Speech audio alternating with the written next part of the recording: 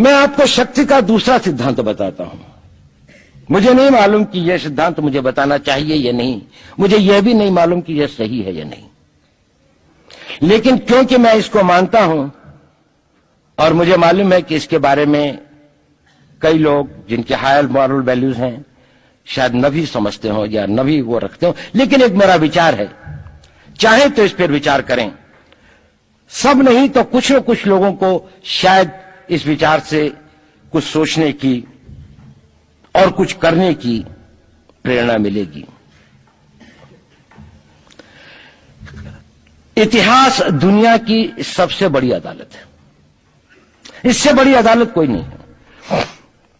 Supreme court में क्या हुआ, हाई कोर्ट में क्या हुआ, लड़ाई के मैदान में क्या हुआ, इलेक्शंस में क्या हुआ, ये सब बातें आती हैं चली जाती हैं, बाद में रह जाता है केवल इतिहास। और इतिहास का निर्णय हमेशा उसके पक्ष में गया है जो शक्तिशाली था। इसने कभी उसका साथ नहीं दिया जो न्याय के साथ था, जो सही था। अगर ऐसा होता तो दिल्ली में बाबर रोड होती है, बाबर रोड है लेकिन राणा सांगा रोड नहीं है, क्योंकि बाबर आया, विजयी हुआ, राणा सांगा हार गया। भारत की हिंदूशाही किंगडम अफगानिस्तान से होती सिकुड़ती सिकुड़ती सिकुड़ती यहां तक नहीं आ जाती। हमने किसी पर आक्रमण नहीं किया, हमने किसी के जीवन मूल्यों को नष्ट नहीं किया, हमने किसी के धर्म ग्रंथों को और धर्म स्थानों को नष्ट नहीं किया। शायद हम न्याय संगत थे, शायद सत्य भी हमारे पक्ष में था, लेकिन शक्ति हमारे साथ नहीं थी। इसलिए इतिहास ने हमें उसकी सजा दी। इतिहास ने हमेशा उनको सजा दी जिन्होंने विचारों को कर्म से और न्याय को शक्ति से अधिक महत्व दिया। अब मैं ये नहीं कह रहा हूं कि उसकी तिलांजलि कर देनी चाहिए, ये नहीं है कि न्याय का अपना महत्व नहीं है, लेकिन यदि कॉन्फ्लिक्ट ऑफ इंटरेस्ट हो तो शक्तिशाली बनना ज्यादा आवश्यक है। भारत धर्मगुरु भी तभी बनेगा जब एक शक्तिशाली भारत का निर्माण होगा। जिन लोगों ने भारत के ऊपर आक्रमण किया, भारत के ऊपर राज किया, इस प्रकार से राज किया कि राज करते वक्त, जाते वक्त अपने गुलामों से कह दिया कि तुम राज कर लो, हम तो जा रहे हैं, तो यहां पर गुलाम वंश भी बन गया। अगर हम लड़ाई के वॉरफेयर के उसूलों से देखें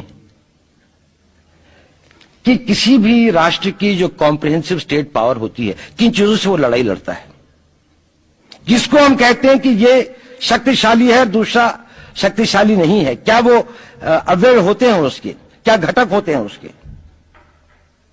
तो भारत के पास जनशक्ति, धन शक्ति, ज्ञान की शक्ति, टेक्नोलॉजी की शक्ति, और जिन लोगों ने आक्रमण किया उनकी शक्ति को अगर हम ये देखें तो शायद 1 और 1000 का अनुपात भी नहीं होता। लेकिन उसके बाद भी हम वो नहीं कर पाए। और ये प्रश्न भी किसी ने पूछा, उस पर मैं आऊंगा बाद में। निवेदिता जी ने उसका बहुत अधिक उत्तर दिया, बहुत अच्छा उत्तर दिया था कि क्या कारण है, किसके कारण भी हम लोग इस लड़ाई में इतिहास ने हमारा साथ या हमारे पक्ष में न्याय नहीं दिया। क्या कारण है कि कश्मीर में हम लड़ रहे हैं, जिन्होंने हमारे ऊपर आक्रमण हो रहा है, हमारे ऊपर बाहर से लोग आकर वायलेशन हमारे बॉर्डर का करते हैं, इन्फिल्ट्रेटर्स हमारे यहां आते हैं, जबकि पूरा का पूरा कश्मीर भारत का भाग है, अभिन्न भाग है। कानून के अनुसार वहां के राजा ने यह हस्ताक्षर किए, हमें दिया।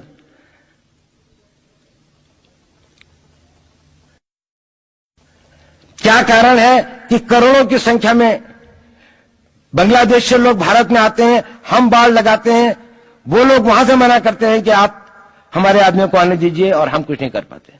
और भारत में 2 करोड़ नागरिक रहते हैं। हम हर एयरपोर्ट के ऊपर में इमिग्रेशन की चेक पोस्ट लगाते हैं कि कहीं पर कोई एक आदमी बिना पासपोर्ट के या बिना वीजा के भारत में प्रवेश न कर जाए। यहां पर लाखों की संख्या में, करोड़ों की संख्या में लोग आते हैं। सुप्रीम कोर्ट भी ये वो करता है कि जिन लोगों ने जो इसके लिए जिम्मेदार हैं, उन्होंने जो काम किया है वो भारत के ऊपर आक्रमण के बराबर काम किया है। और वही सरकार उस सुप्रीम कोर्ट के 25 जुलाई 2005 के निर्णय के 3 दिन के अंदर में एक नया अध्यादेश जारी करके उन सारे के सारे कानूनों को फॉरेनर्स एक्ट के अंदर में इनकॉर्पोरेट कर लेती है, क्योंकि जो वो IMDT एक्ट था उसको सुप्रीम कोर्ट ने नल एंड वॉइड कर दिया। ये सब बातें हमें सोचने और समझने की आवश्यकता है। एक कारण, मैं ज्यादा चीजों में नहीं जाना चाहता, इतना समय भी नहीं होगा, कि भारत विदेशों से इतना नहीं हारा। अंग्रेजों ने भारत के खिलाफ कोई लड़ाई ऐसी नहीं जीती जिसमें कि अंग्रेजों की फौज में भारतीय सिपाही नहीं थे।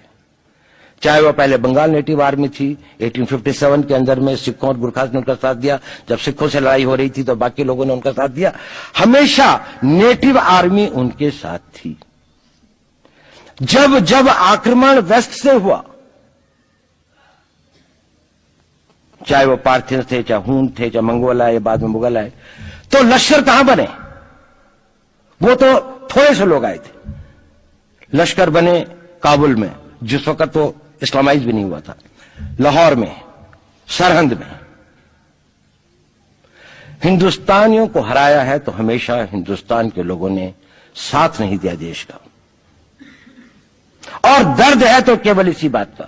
भारत के इतिहास में अगर दर्द केवल इस बात का नहीं है कि विदेशियों ने हमारे साथ क्या किया, उनका तो हम मुकाबला कर लेते।